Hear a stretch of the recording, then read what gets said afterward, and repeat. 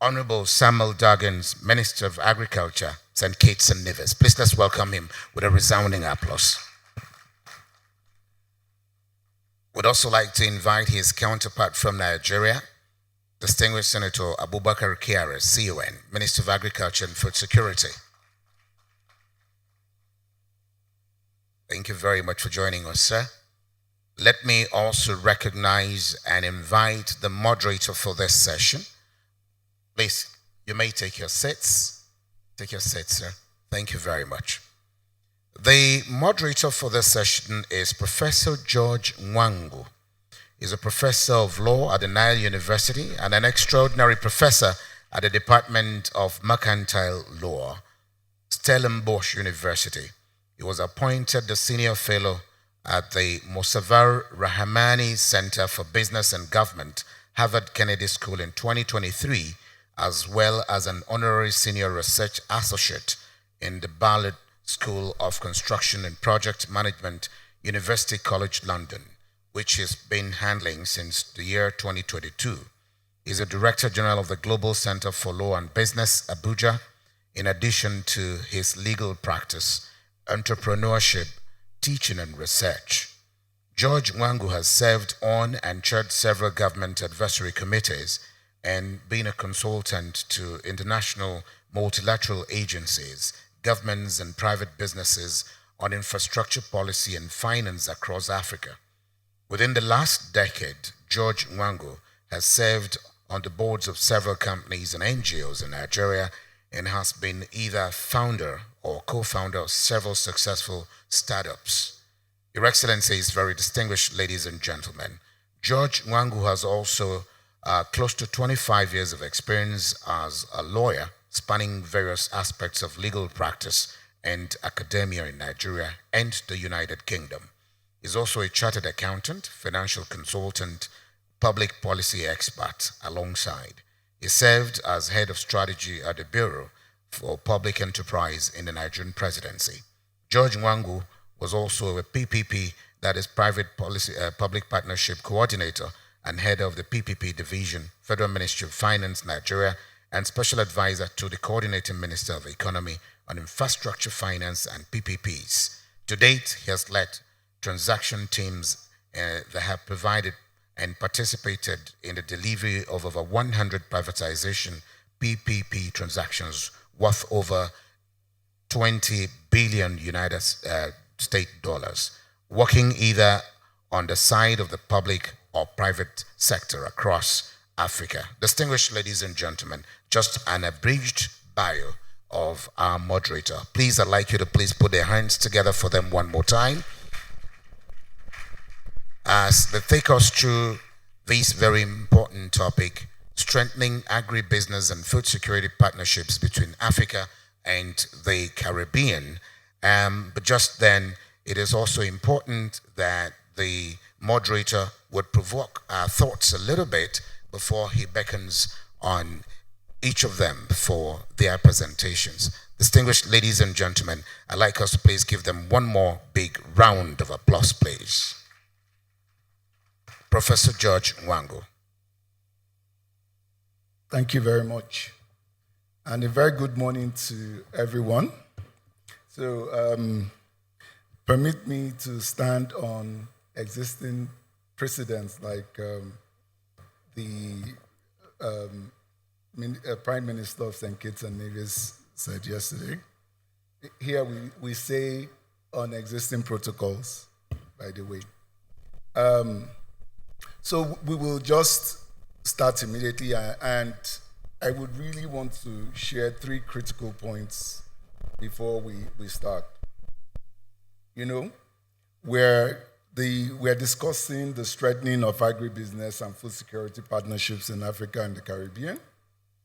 But there's the very first question I would like us to consider and ponder.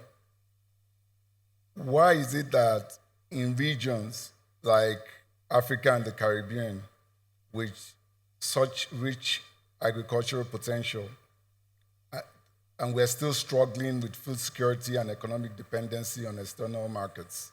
Why is that the case with all the potential we have? The second point that I would want to make is that Africa and the Caribbean share very deep historical and cultural economic ties. Yet, when it comes to agribusiness, there's very little collaboration. Both regions are blessed with fertile lands, diverse climates, and a wealth of indigenous agricultural knowledge. Yet, Africa imports over $60 billion worth of food annually, while some Caribbean nations import up to 80% of their food. So this is not just an economic challenge, it's a sovereignty issue. The third point, and my very last point, is we live in an era of shifting geopolitics now. We live in a world of supply chain disruptions and severe climate pressures. Global food insecurity is rising, and dependency on external markets is no longer sustainable. Therefore, the question before us, and the question that my distinguished panelists will deal with, I would want them to touch on, is how can Africa and Caribbean move beyond its historical ties, as eloquently presented by the Prime Minister of St. Kitts yesterday? How do we move beyond this and translate these ties into our shared potential, into a resilient, mutually beneficial agribusiness partnerships? Well, these are preliminary questions to ponder, and I'm lucky today, I'm privileged to have very distinguished panelists that will deal with some of these issues that I've articulated and even more. Permit me to dive in very quickly. They are very distinguished. I don't need to go through the introductions again, so we all know who they are. I'll start from the Honorable Minister of Agriculture, Nigerian Food Security. Sir, could you discuss the current state of agribusiness and food security in Africa and Nigeria in particular, but Africa generally? What are the biggest issues? What are the biggest challenges? And what is your ministry doing to resolve some of these?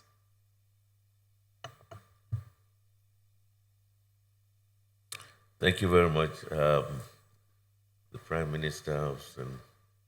Kitts and Nevis, Mr. Terence Crew, the Premier, my colleague, Minister of Agriculture, Moderator, heads of agencies here present, distinguished ladies and gentlemen. I wasn't here yesterday, so that's why I had to read down the protocols. Let me start by saying that we are all aware, well, those that are here in Nigeria, of the challenges that we've had within the last couple of years in terms of food security. When the President Bola Ahmed Tinubu, was sworn in May 29, 2023, in July, he declared an emergency on food security, and for obvious reasons, because prices were going up and food availability was becoming a problem. And partly because of so many reasons. First, let me just go back a few years ago, COVID time, which had impacted on almost global food supply. Then we had the big monster, which is climate change. From 2022, we are all aware that we had those massive floods that really inundated all our farmlands in Nigeria, and that also exacerbated the situation that we were in already that was caused by COVID. Fast forward 2022, 2023, there were policies that had a direct impact on food production, policies that were meant to cater for another challenge, which was, if you remember, the currency redesign. That currency redesign had an impact on cash supply, and most of our farmers that are in rural areas, by the way, 80% of the food that is produced in Nigeria, 85% actually, is produced by smallholder farmers. When I mean smallholder farmers, farmers who has less than a hectare of farmland, generally about 60% of a hectare of a hectare of a hectare, 60% of a hectare. So, by and large, in those rural areas, they didn't have access to capital, they didn't have access to cash, and they had to bring down the prices, slash the prices of their products, because that policy came at the point of harvest, and so that impacted on the prices the farmers got, which affected their power to cultivate the following year in 2023. So that really drastically had an impact. And going forward, when we were appointed as ministers, Mr. President changed the name of the Federal Minister of Agriculture, Food Security, and Rural Development, the Federal Minister of Agriculture and Food Security, and for obvious reasons, for emphasis, that this is the mandate we're giving to you to make sure that we are food secured. So what we first initially did was we had programs that had intervention that would support the smallholder farmers through inputs like fertilizer, agricultural chemicals like pesticides and herbicides, and also seeds. So we had to come up with, on our various programs, that one that also had to do with wheat, because we found out that wheat is a major staple in Nigeria. It's one of those crops that will have a really huge trade deficit in terms of what we consume and what we import. We import about 6 million, we consume about 6 million tons of wheat, and we practically import about 95% of that. So we felt that and wheat is a very, very staple food. A lot of Nigerians do not realize that wheat is actually the backbone of our staple. It's not even rice, because from bread, from even, I'm sure you know, the gala, the little gala that you buy in the traffic, in those high, urban areas, are all from wheat. The samosas, the cakes, the spaghettis, the pastas are all wheat derivatives. So wheat is, even though you have to process, it has to go through a process. So people didn't see the importance of wheat, but we were able to support about 120,000 farmers in 2023, and that brought about half a 400 and I guess about 477,000 tons. This year, we had scaled up that figure, and we expect, in fact, harvest is ongoing now on wheat, and we expect to get to about 650,000 tons. So there are a lot of interventions, and then going forward, we also looked at the issues confronting us. What were the issues? We have huge arable land, but it's shrinking. What I mean by shrinking is because we have a huge growing population. We have one of the highest growing population in the world, actually. Today, we are 220, 230 million people. We're expected to be 400 million by the year 2050. I'm sure Prime Minister, when I read out those figures, is like, when compared to even the whole of the Caribbean. So, and 25 years ago, when this present democratic dispensation started, we were half the population of today, was about 120 million. And 25 years from, so that seemed like yesterday, right? So 25 years ahead is tomorrow. And we haven't started anything yet. How do we capture that growing population, which I believe there is going to be an advantage to agriculture because right now, currently, 70% of our population is youthful population below the ages of 35 and thereabouts. However, where the captive youth in agriculture is not much. Today, you go to even the rural areas, you see women and elderly participating in agriculture. You don't see much of the youths that are supposed to be in agriculture. So what do? We innovate, we mechanize. And that's what Mr. President had done. We brought up with 4 programs on mechanization. 2 are procurement programs and 2 are participatory programs. The first one is the purchase and procurement of 2,000 tractors from Belarus. The second one is another 2,000 tractors from John Deere, which is an American agricultural equipment manufacturer. The third program was just signed, actually. The agreement was just signed about 10 days ago when the Brazilian foreign minister came. It's a program between Brazil and Nigeria. It's called the Green Imperative Program. That is a 995 million euro program that seeks to also attract, at the end of the day, 4.5 billion naira, $4.5 billion. That program seeks to intervene in all the 774 local governments of Nigeria, whether it is in poultry, in livestock, agricultural production, processing, extension services, and so on and so forth. Then the fourth one is called the Greener Hope Mechanization Program that also seeks to intervene with over a period of 10 years with 10,000 different equipments that seeks to develop 150,000 hectares of land in each geopolitical zone with a span of about, I believe, 2 years interval, and that's really a huge intervention. I don't have so much to speak about. Yes, I have more questions for you. Okay, so thank you. I'll call you back, sir. Thank you very much. That was very enlightening. So, the Honorable Minister for Agriculture, St. Kitts and Nevis, I would, there's a lot of historical and cultural linkages between the Caribbean and Africa, but not much around developing the agri sector. How can we leverage on these cultural and historical linkages to build greater partnerships between the two continents?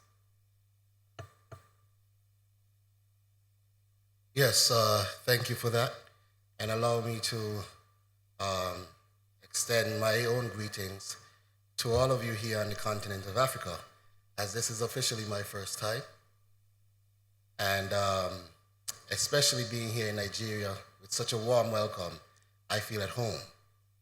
And the Prime Minister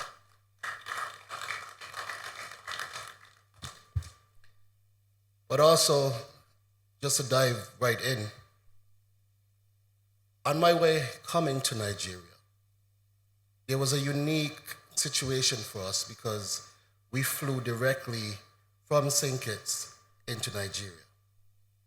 Now, as I looked out the window while flying, that thought came to mind. But it came to mind in the context of history, the context where we learned about our origin through enslavement. And the route that they projected that origin was Africa, Caribbean, Europe, Africa.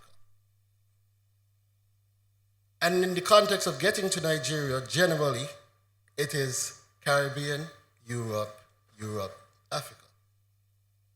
But in this case, we went Caribbean, Africa. And metaphorically or philosophically, if we look at it in the context, it was reversing the original narrative. And in some ways, I believe that stands at the center of answering that question. Africa, Caribbean, Africa. And so rather than an Atlantic trade, the Atlantic bridge, the transatlantic bridge. And once we flow communication, products, and people across that transatlantic bridge, then we recognize we open a pathway for our people to be able to expand beyond belief. Because the resources are here in Africa, and we also have resources in the Caribbean. We have intelligence, we have human capital, we have financial capital, and we do have natural resources. But are we tapping into it enough? I know a lot of Nigerians, simply because many of them studied medicine in St. Kitts and Nevis. And I was having a conversation earlier which indicated that many of those never really come back to the continent to work. Again, are we tapping into our resources enough? And as the Minister of Agriculture, Culture, the Creative Economy, and Business, I envision a collaboration that drives agricultural produce with the use of our creative sector and ensuring that our people are able to market and advertise and build lifestyles around agriculture and also build lifestyles around trade. And we be able to share that back and forth with our counterparts, our own people. Because let us put it into context. What is the selling point of the Caribbean? Sun, sea, and beautiful people. Now, you would love that for vacationing, wouldn't you? So we can become that place for your relaxation, for your ease. But you have industries that we will never be able to maintain because of our size. And so you could be the center of industry. And we trade back and forth. We have a digital revolution that's happening in the region because of our size. We had to innovate. I imagine you have the same thing. But it is that trade back and forth, that transatlantic bridge. That is exactly how I believe we'll be able to capitalize on our sheer potential.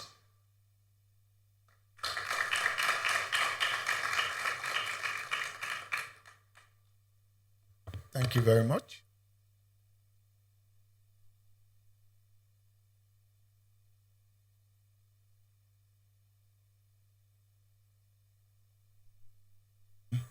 Okay, it's working now. So I will come back to the Honorable Minister for Agriculture and Food Security in Nigeria. So when you were speaking, you mentioned that most of the farmers in Nigeria are smallholder farmers. And the major problem with the agribusiness, because agriculture is actually a business. It's a big business, mega business in Nigeria, is that, agriculture creates most of the jobs in Nigeria, but the constraint has always been with food processing. There's been little value add. How are we dealing with all of these? What's your ministry doing to solve this critical issue?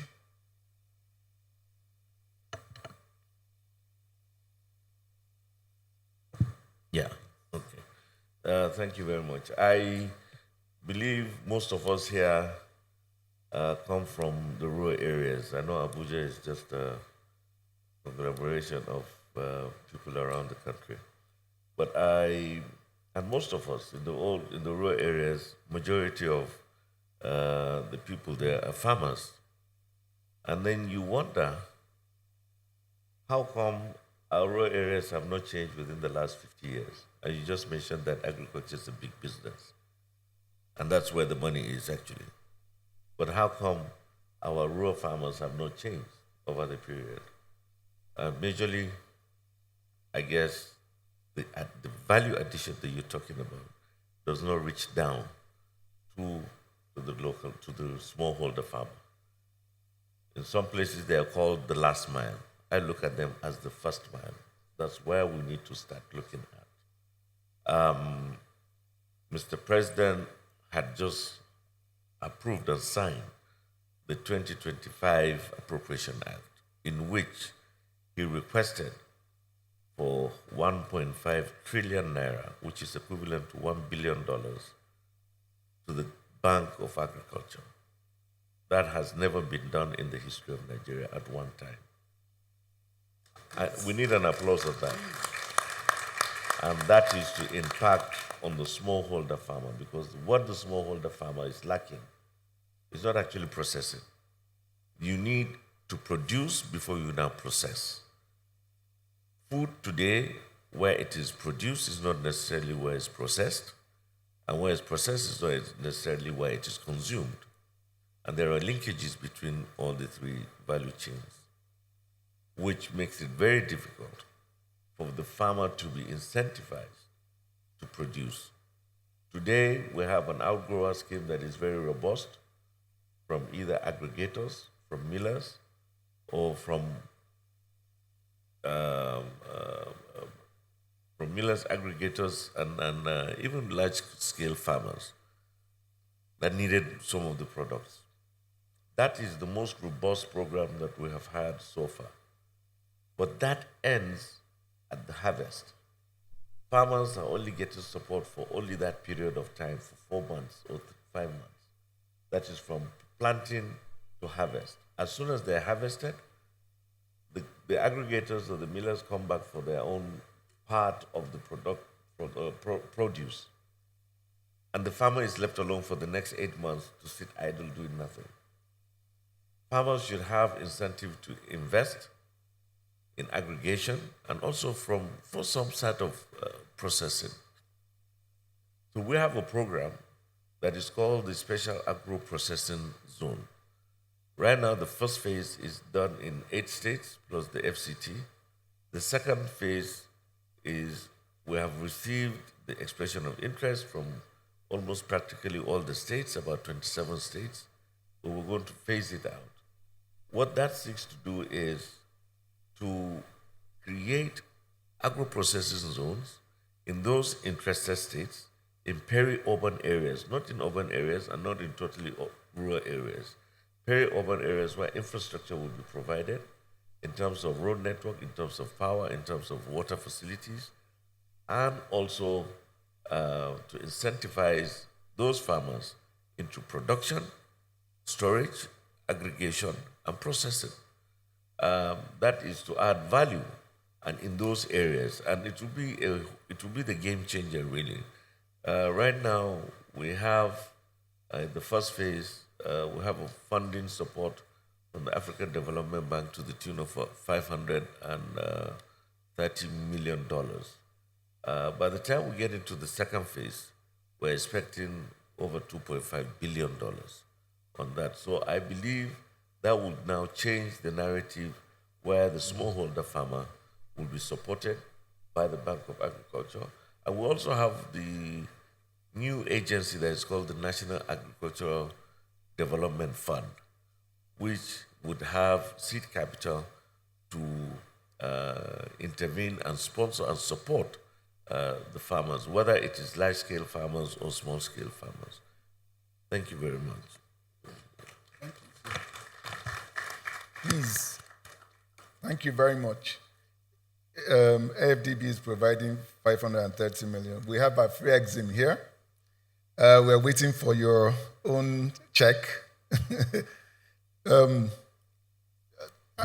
to you, back to the Honorable Minister. I want to talk about climate change. It's something that affects agribusinesses a great deal. It affects agriculture. And the Caribbean is very susceptible to climate change. So are we here. Are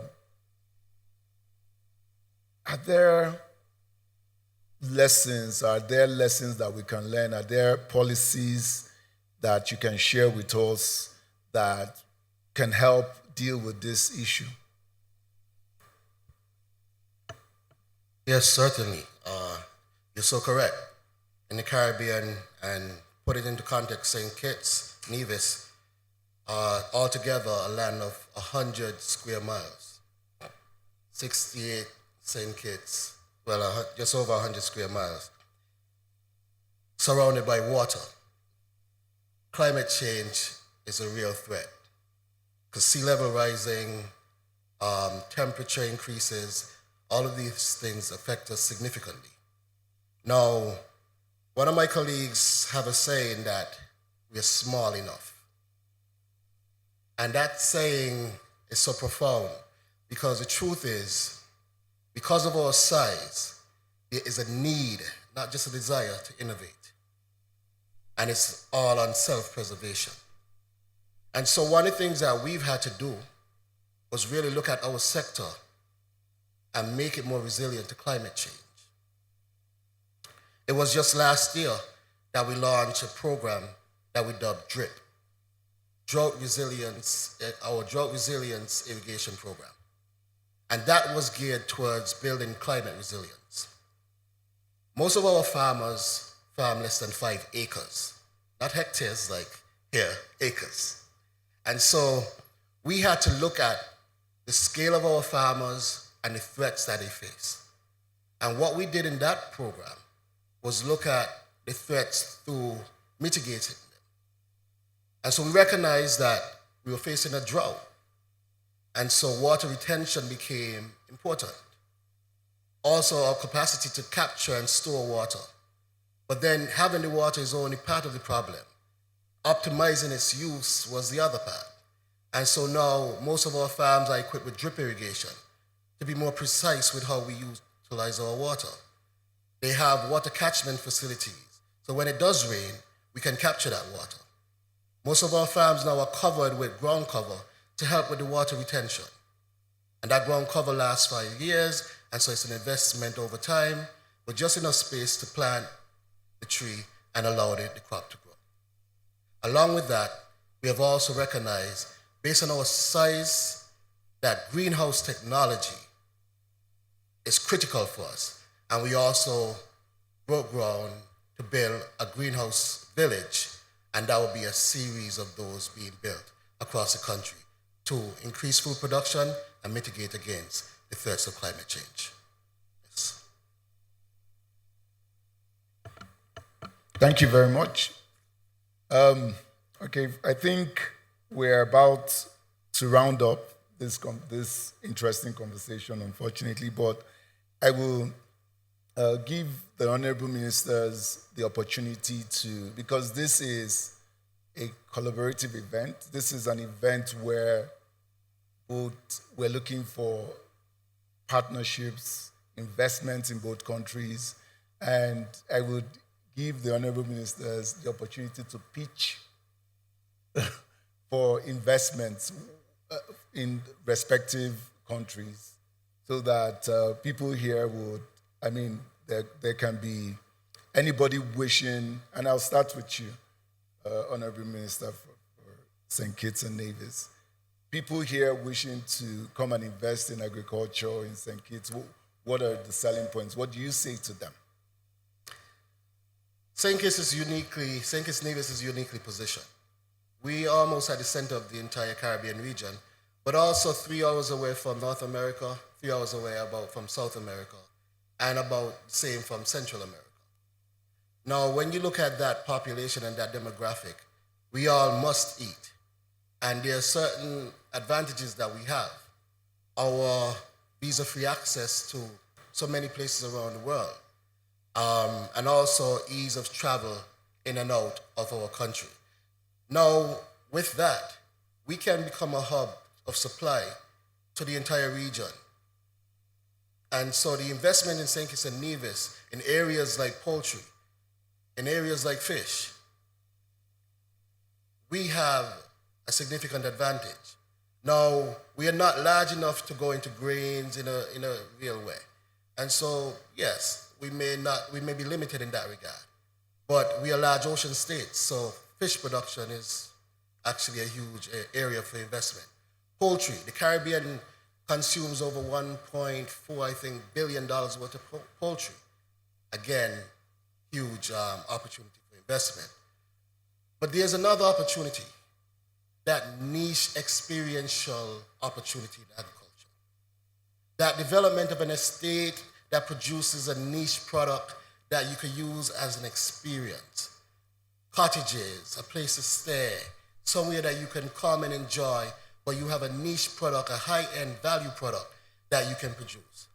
And again, that bears well for families who want to get away but have a nice farm that they could go to with their family and enjoy, but still have a level of productivity. Because tourism is also one of the big selling attributes to the Caribbean. St. Kitts alone, we get about 1 million visitors annually. And so you see this experiential agriculture holds a lot of potential for investment and for forward movement of both the investor and the country as a whole. Thank you very much. Honorable Minister, what are the, it's your turn. What are the clear areas where there can be collaboration between St. Kitts and Nevis and Nigeria, and what sort of investment can one look at, and how can we collaborate further? Please. Thank you very much.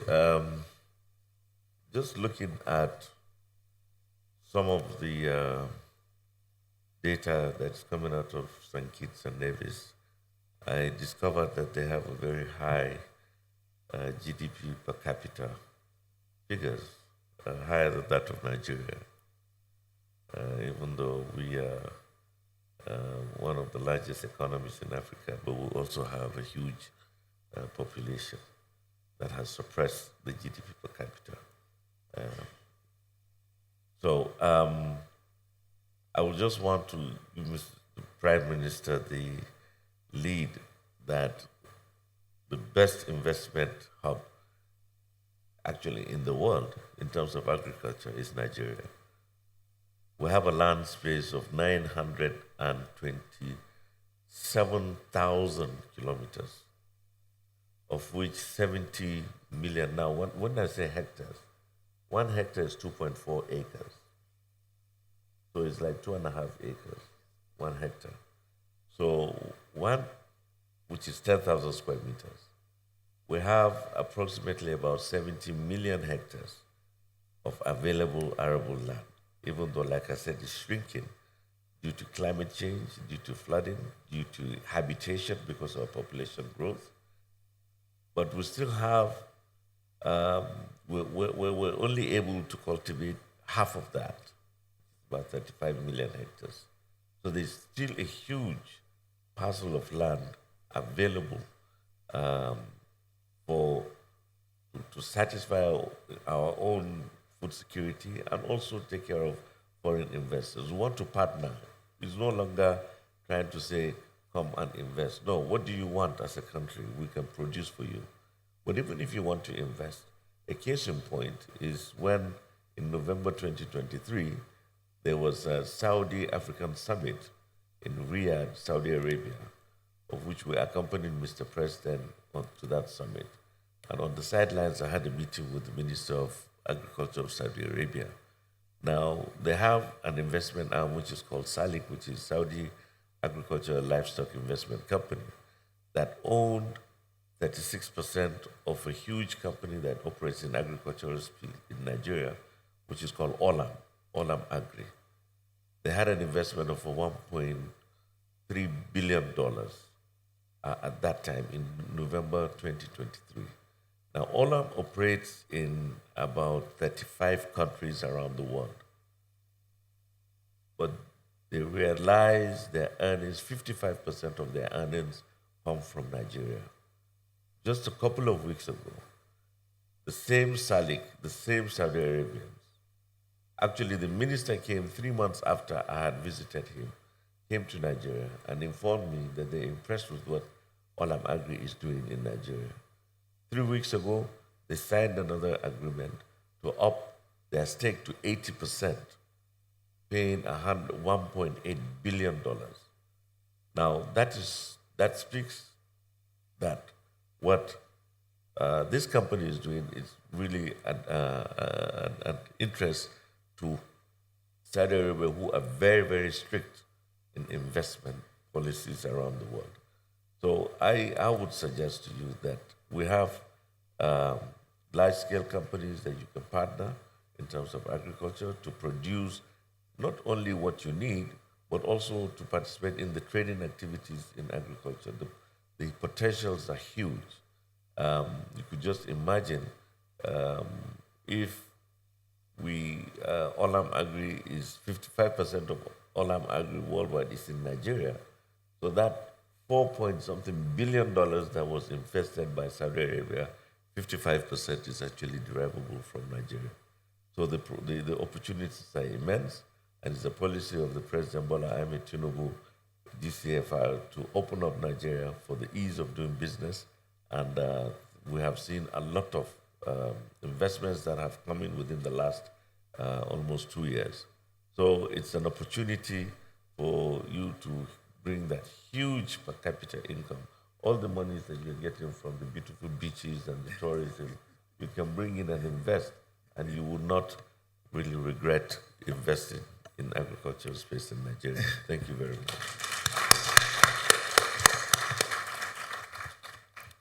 Thank you. You've heard from my distinguished panelists. When we started this conversation, I said that it's not just about agriculture is much more important. It's about sovereignty. So, listening to my panelists today, it's clear that what we need to do is to trade more, is to invest more, is to innovate more. It's policy alignment, it's to partner more. And the both honorable ministers have done justice to that. So please, can we give them a resounding round of applause, please? And thank you very much. We'll now hand over to the MCs.